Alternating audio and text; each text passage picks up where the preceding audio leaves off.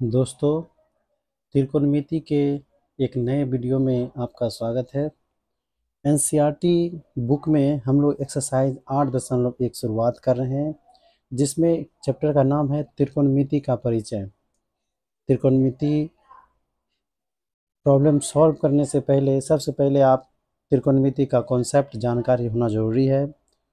उसके बाद त्रिकोणमिति का कॉन्सेप्ट जानने के बाद इसका फार्मूला याद होना बहुत ज़रूरी है। इसलिए हिसाब सॉल्व करने से पहले सबसे पहले आप फार्मूला को देखें, और उससे पहले हम कॉन्सेप्ट देखते हैं। त्रिकोणमिति होता क्या चीज़ है? कहा जाता है त्रिभुज की माप क्या कहलाती है? त्रिकोणमिति कहलाता है। त्रिभुज की माप यानी कि इसका मतलब है कि त्रिभुज के बारे में हमको जानकारी रखना पड़ेगा कि त्रिभुज क्या होता है। जैसे हम यहाँ पर एक समकोण त्रिभुज बनाते हैं। समकोण त्रिभुज बनाने के बाद जैसे ये हो जाएगा आपका 90 डिग्री, ठीक है। अगर यहाँ पर हम थीटा रखते हैं, क्या करते हैं, एंगल थीटा रखते हैं, तो ये आपका हो जाएगा लंब, जिसको हम बोलते हैं पी। ये हो जाएगा आपका आधार, इसको बोलते हैं बी। और ये होता है कर्ण। क्या होता है? कर्ण, यानी कि एच के नाम से जानते हैं। तो इस अनुसार से ये हो जाएगा थीटा के अनुसार ये लंब, ये आधार, ये कर्ण। दूसरी बात, इसी में एक ट्रायंगल और बन जाता है दूसरे थीटा एंगल के अनुसार। जैसे अगर थीटा अगर हम यहाँ रखते हैं तो ये आपका हो जाएगा लंब, ये हो जाएगा आधार, ये हो जाएगा, क्या हो जाएगा, कर्ण। क्या हो जाएगा? कर्ण हो जाएगा।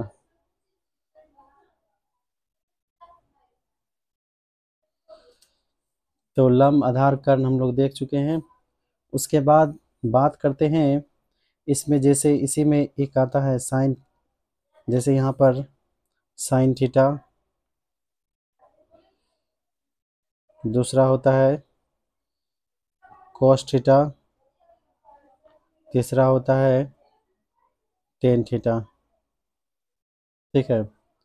तो साइन थीटा बराबर होता है आपका, याद रखना पड़ेगा आपको, लंब बटा कर्ण।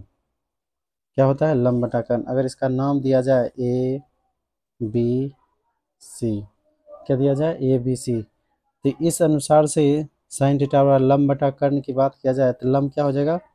B C. और कर्ण हमेशा, कर्ण बदलता नहीं है,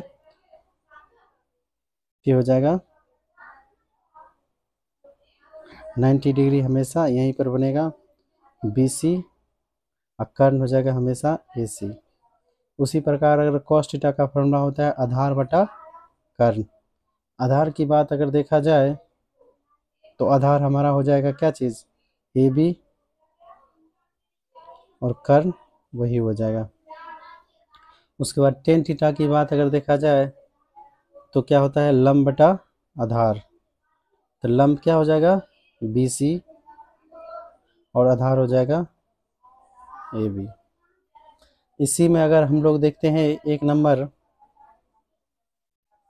इसका भी नामकरण कर लेते हैं, ए बी सी। तो साइन थीटा बराबर हो जाएगा लंब बटा कर्ण। अब यहाँ से इसका लंब ये होगा ए बी, और कर्ण वही हो जाएगा। उसके बाद दूसरी बात अगर करें cos थीटा, तो cos थीटा का फॉर्मूला क्या होता है?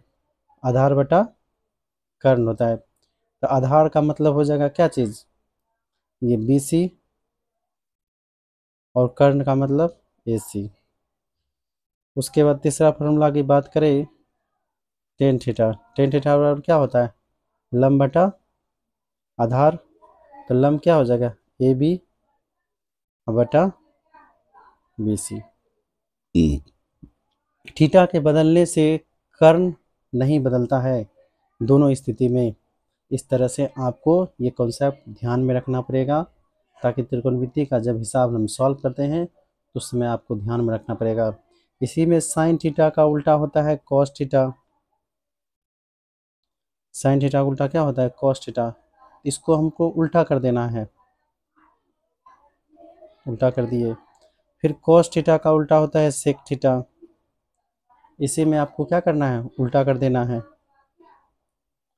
इसी में एक फार्मूला आता है, फिर tan थीटा का उल्टा क्या होता है, cot थीटा, इसको उल्टा कर देना है। तो हम क्या देखें, 3 मान से यानी sin theta, cos theta, tan theta अगर जानते हैं तो इसका उल्टा करने से फार्मूला, फिर इसका भी वैल्यू क्या हो जाएगा, उल्टा हो जाएगा।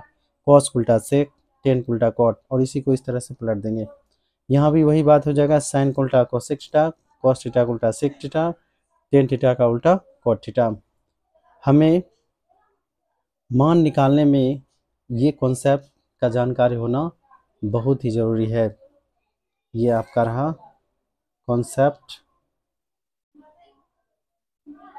फर्स्ट। अगर वीडियो अच्छा लगे लाइक कीजिए, कमेंट कीजिए, सब्सक्राइब कीजिए और दोस्तों में शेयर कीजिए। थैंक्स।